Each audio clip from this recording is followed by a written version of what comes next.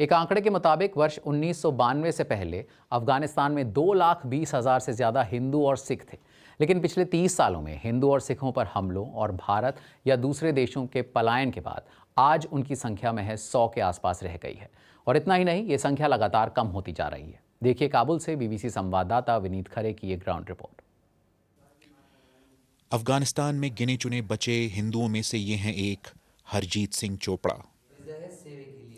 वो काबुल के असमाई मंदिर के पुजारी हैं और तालिबान के शासन वाले अफगानिस्तान में अपनी पत्नी के साथ यहाँ अकेले रहते हैं। आज संभावित हमलों के डर से पूजा भी बहुत चुपचाप तरीके से होती है। इसकी फिल्मिंग की इजाज़त भी नहीं है कि पूजा के बारे में कहीं पता चलने पर कोई चरमपंथी हमला न कर दे।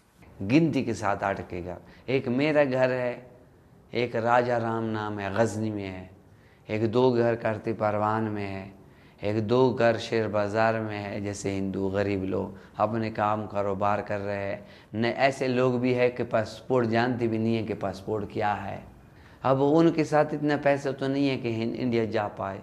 ये नहीं है कि हम डर जाए, नहीं, हम नहीं छोड़ माता मंदिर नहीं छोड़ेंगे। बिल्कुल, जब माता रानी की चरणों में बैठे हैं, जब तक माता रानी की मर्जी होगी। मंदिर से थोड़ी दूर पर यह है कारती परवान इलाका। काबुल के हर इलाके की तरह यहाँ भी हर जगह चेक पोस्ट हैं और सड़कों पर बंदूक लिए तालिबान नजर आते हैं। एक वक्त था जब कारती परवान अफगान हिंदुओं और सिखों की दुकानों और घरों से भरा था। आज डर के साए में या तो लोग घरों में बंद हैं या फिर बहुत ज़रूरी काम पड़ने पर कुछ देर के लिए ही निकलते हैं। ये पूरा एरिया जो था हिंदुओं सरदारों का था। 99% बिजनेस हिंदुओं का था। करेंसी का बिजनेस हिंदुओं का था, कपड़े का बिजनेस हिंदुओं का था, डॉक्टर थे हिंदू थे, पंसारी का काम हिंदुओं का था। जो काम आज हो रहा है पूरी मार्केटों में सब हिंदू और सरदार थे। गवर्नमेंट के पोस्टों में थे, डॉक्टर थे, पायलट थे, इंजीनियर थे, फौज में थे। ये तस्वीरें इस साल जून की हैं, जब कारती परवान इलाके के इस बेहद पुराने गुरुद्वारे पर चरमपंथी हमले में एक सिख की मौत हो गई। गुरुद्वारे को काफी नुकसान पहुंचा। इससे पहले साल 2018 में जलालाबाद में एक आत्मघाती हमले में और साल 2020 में काबुल में गुरुद्वारे पर चरमपंथी हमले में कई सिख मारे गए थे। हम पहुंचे कारती परवान गुरुद्वारे में, जहां तालिबान की आर्थिक मदद से मरम्मत का काम चल रहा था। गुरुद्वारे में घूमते, सीढ़ियों से चढ़ते उतरते दिखा कि जून में हुए हमले से गुरुद्वारे को कितना नुकसान पहुंचा। उस दिन यहां रखी हुई सिखों के इतिहास से जुड़ी किताबें, पोथियां, कुर्सी, मेज, सिक्योरिटी कैमरे, खिड़कियां, कालीन, अलमारियां और न जाने क्या क्या जल गया। हमारा पीछे गुरुद्वारे के घर है, हम ही उधर रहते हैं। अभी गुरुद्वारे की खबर हो गई कि इधर अटैक हो गए। हम आ गए जल्दी, देखिए कि रोड मोड सभी बंद है। इधर 18 बंदे गुरुद्वारे में था। बस फिर उधर गुरुद्वारे की अगले सेट में जो हमसाए हैं ना, वो घर में घुस गए हैं। बहुत ही लोग, 4 बंदे थे बच गए हैं। एक सविंदर सिंह जी के रह गया बाथरूम में, वो शहीद हो गया और 3 लोग जख्मी हो गए। वो गुरुद्वारा ज़्यादा ख़राब हो गया। इस बातचीत के बाद दूसरे हिंदुओं और सिखों की तरह गुरनाम सिंह भी भारत चले गए। लेकिन अभी भी यहाँ ऐसे लोग हैं जिन्हें भारतीय वीज़ा का बेसब्री से इंतज़ार है, क्योंकि एक के बाद एक हो रहे हमलों की वजह से उनमें असुरक्षा बढ़ी है। काबुल के कारती परवान इलाके में ये दुकान अफगान सिख अरजीत सिंह की है, जिस पर पिछले महीने जुलाई में ग्रेनेड से नामालूम लोगों ने हमला किया। यूनानी दवाओं की इस दुकान को उस ग्रेनेड हमले में काफ़ी नुकसान पहुंचा, हालांकि इसे अब ठीक ठाक किया जा चुका है।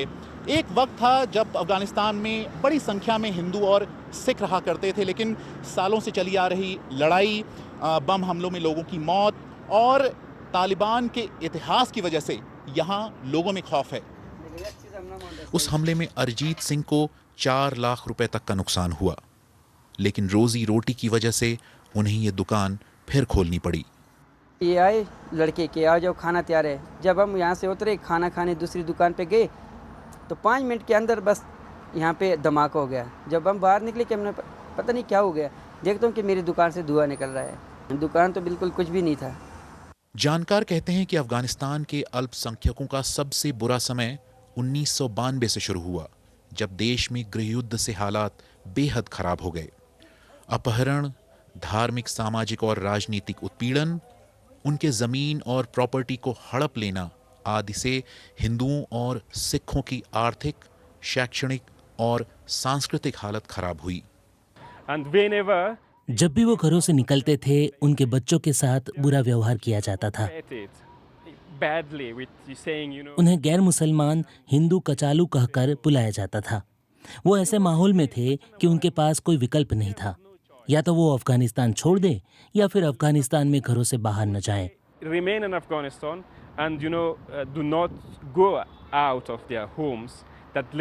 बाद में उनकी प्रॉपर्टी, घरों को लड़ाकुओं के नेताओं ने हड़प लिया।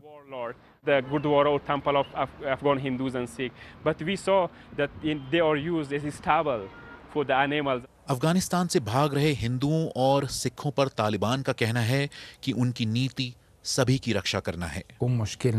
यहाँ सिख या ऐसे किसी समुदाय के लिए कोई समस्या नहीं है।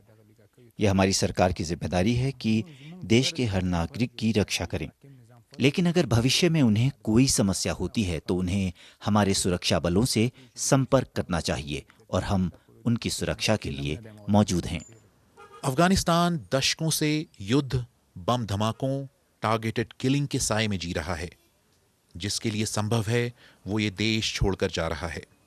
लोगों को डर है कि जैसे बामियान में बौद्ध नहीं रहे या फिर हेरात या पश्चिमी अफगानिस्तान से ईसाई चले गए, वो दिन दूर नहीं जब एक दिन इतिहासकार कहेंगे कि एक वक्त था जब अफगानिस्तान में हिंदू और सिख रहा करते थे। काशिफ सिद्दीकी के साथ विनीत खरे, BBC न्यूज़, काबुल।